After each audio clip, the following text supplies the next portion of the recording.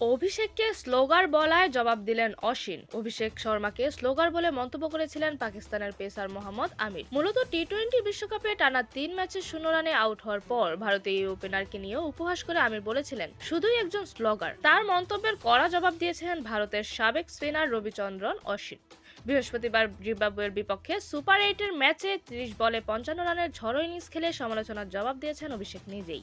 এই ইনিংসের পর ভারতীয় ওপেনারকে প্রশংসায় ভাসিয়েছেন অশ্বিন। নিজের ইউটিউব চ্যানেলে এক ভিডিওতে তিনি বলেছেন, যুবরাজ সিং এর চেয়েও ভালো ব্যাট সুইং অভিষেকের। অশ্বিন বলেন, মোহাম্মদ আমিরের একটি ভিডিও ঘুরে বেড়াচ্ছে যেখানে তিনি অভিষেক শর্মাকে স্লোগার বলেছেন। আমি শুধু একটি বিষয় পরিষ্কার করতে চাই, তার খেলা নিয়ে আপনি অনেক কিছুই বলতে পারেন, কিন্তু সে স্লোগার নয়। বর্তমান ক্রিকেটে তার ব্যাট সুইং সবচেয়ে ঈর্ষণীয়গুলোর বিষয়। আমরা সবাই জানি যুবরাজ সিং তার মেন্টর। অভিষেকের ভুল ধরিয়ে দিয়ে তিনি আরো যোগ করেন, সম্ভবত তার ব্যাট সুইং যুবরাজের চেয়েও ভালো। এর চেয়ে ভালো ব্যাট সুইং হওয়া কঠিন।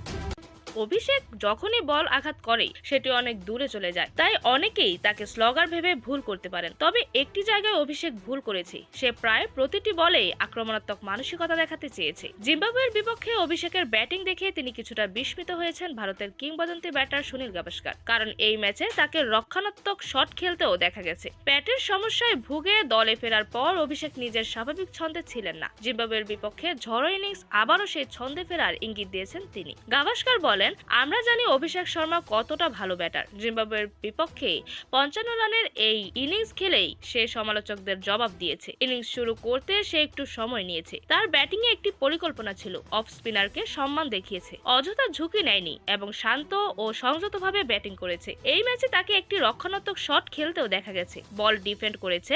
সাধারণত আমরা অভিষেককে এমন করতে দেখি না, তাই বিষয়টি আমাকে অবাক করেছে।